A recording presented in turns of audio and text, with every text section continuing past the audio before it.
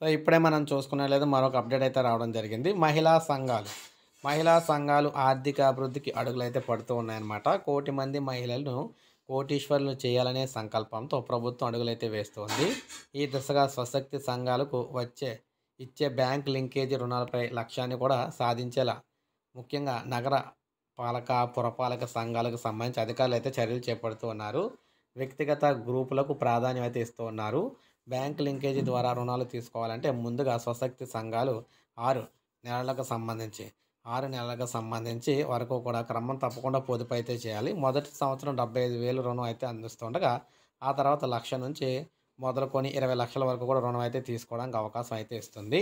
మహిళా సంఘాల్లో వ్యక్తిగత వ్యాపారాలు చేసుకోవడానికి, సమిష్టిగా పెద్ద సంస్థలు ఏర్పాటు చేసుకోవడానికి కూడా రుణాలైతే ఇస్తూ ఉన్నారన్నమాట.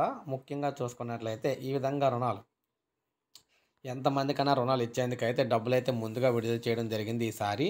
అందువల్ల ముందుగా నిధులైతే శాంక్షన్ చేసి రుణాలు అడిగిన వారికి అడిగినంతగా ఇచ్చేందుకు సన్నాహాలైతే చేస్తూ ఉన్నారన్నమాట తెలంగాణ వ్యాప్తంగాన.